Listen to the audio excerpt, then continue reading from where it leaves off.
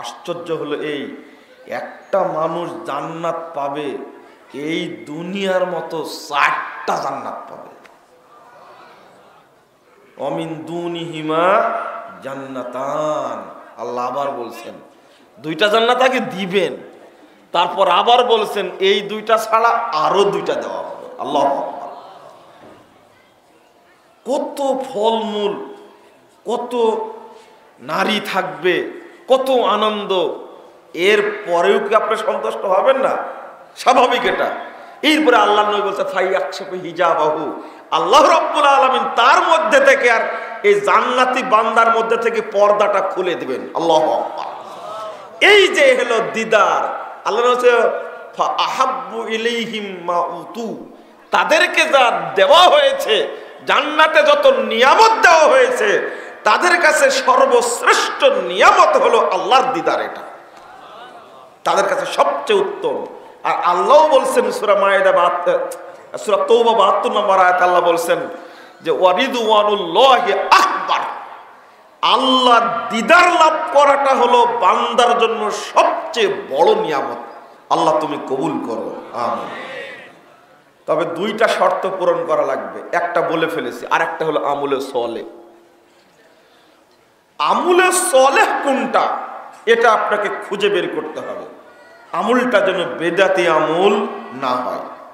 তবে বাংলাদেশের অধিকাংশ মানুষের গুড়ামি এবং জিদের কারণে ও আমলে সলে করার সুযোগ পায় না, ও শুধু করছে ভুয়া আমল আর বেদাতি আমল করা নিয়ে ব্যস্ত হয়ে পড়ছে। ওকে বুঝানো যাচ্ছে না, শুধু কি নিয়ে ব্যস্ত? ভুয়া আমল, বেদাতি আমল নিয়েই ব্যস্ত। কারণ বেদাতি আমল সম্পর্কে বলাও যায় না, আপনারা ক্ষিপ্ত হয়ে যান। বেদাতি আমল সম্পর্কে উদাহরণ দেওয়ার আগে কয়েকটা আয়াত বলি আপনার সামনে, আপনি একটু দেখেন তো ভয় করেন কিনা। আল্লাহ রাব্বুল আলামিন বলছেন আমিলাতুন নাসিবা তাসলা নারান হামিয়া, সূরা গাশিয়া 3 এবং 4 নম্বর আয়াত। আমলকারী ব্যক্তি আমল করতে করতে ক্লান্ত হয়ে গেছে। এখানে কথা বলছে কারা?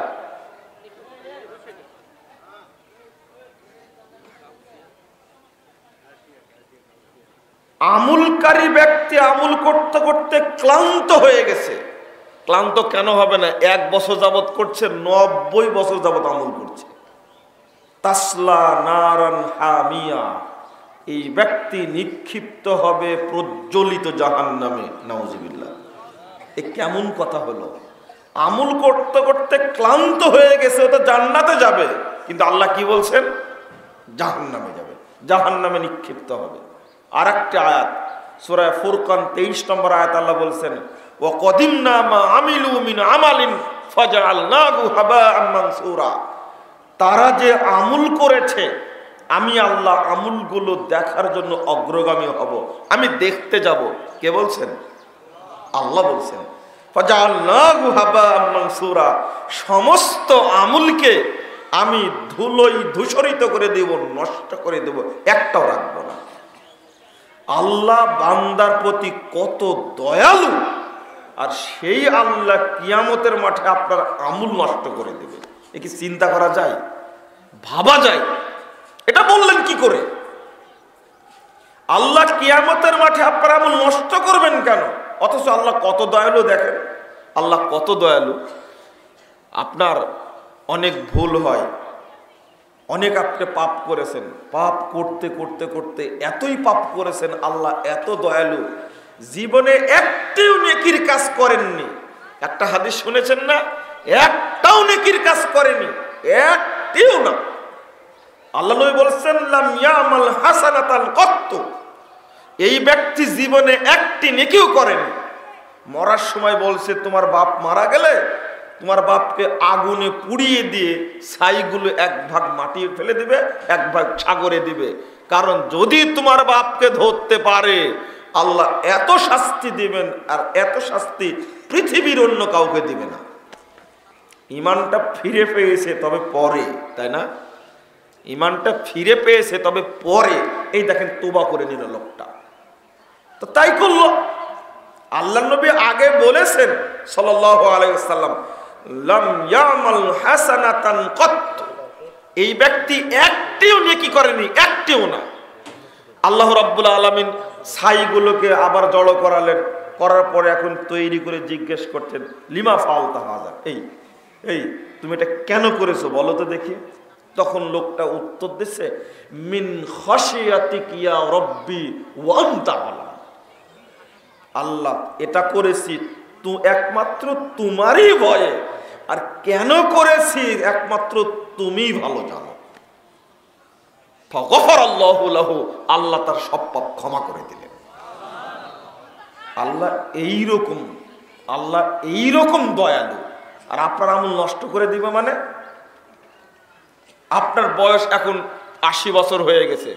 আমি বললাম যে চাচা, এই সকালবেলা কুয়াশার মধ্যে চা স্টলে বসে টিভির সামনে হাত তুলে বসে থাকা, এটা তো কোরআন হাদিস দ্বারা প্রমাণিত নয়। টঙ্গীর মাঠে হাত তুলেছে, মুরব্বীও হাত তুলে বসে আছে। আমি বললাম যে এটা তো দলিল ভিত্তিক আমল না। তখন বলছে যে ছোটকাল থেকে করে আসছে, এখন আর বাধা টাধা দিও না, কয়েকদিন পরে মারা যাবে, এইভাবেই চলতে থাকবে। এই মুরব্বীর নসিব ভালো বলেন তো দেখি। উনার ধারণা যে আমার বয়স 80 বছর হয়েছে, 2 বছর পরে মারা যাব, তে এখন আমল চেঞ্জ করে লাভটা কি? উফ, বুঝাতে পারিনি। গত 6 তারিখে যাচ্ছিলাম কুমিল্লা, যাওয়ার পথে দাউদকান্দি ব্রিজ পার হয়েছি। ঠিক ওই মুহূর্তে চিটাগাং থেকে 87 বছরের এক বৃদ্ধ ফোন দিয়েছেন, ব্রেন স্ট্রোক করে পড়ে আছে। উনি আমাকে 2টা কথা বললেন যে বাবা, তোমার 2টা বই আমি হাতে পেয়েছি, জাল হাদিসের কবলে রাসূলুল্লাহ সালাত আর ভ্রান্ত আকীদা বনাম সঠিক আকীদা। এইটা পড়ে তো আমি সালাতও চেঞ্জ করে নিলাম, আকীদাও চেঞ্জ করে নিলাম, কিন্তু আমার অন্তরটা কুরে কুরে খাচ্ছে। এ যাবৎ যা করেছি এইগুলোর কি হবে?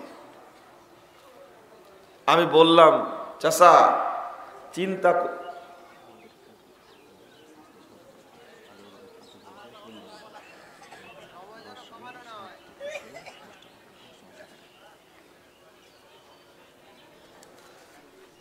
কি যেন বলছিলাম যে আচ্ছা, একটা আর একটার মধ্যে ঢুকলে ভুলে যাই আমি। তো হ্যাঁ চাচা, চিন্তার কিছু নয়। আমি বললাম দেখেন, যে মানুষটি আমাকে মোবাইলটা ধরে দিয়েছে আজকে, ওই মানুষটি এখানে আছে সম্ভবত, কালকে দেখা হয়েছে আমার সাথে, যিনি মোবাইলটা আমাকে ধরাই দিলেন। তখন আমি বললাম চাচা, চিন্তার কোনো কারণ নেই। আপনি যখনই ভুল বুঝতে পেরেছেন, আল্লাহ তখনই আপনার পূর্বের সমস্ত ভুলকে ক্ষমা করে দিয়েছেন। তখন বলছেন যে আমার হৃদয়টা প্রশান্তিতে ভরে গেল, আপনি আমাকে কি শোনালেন?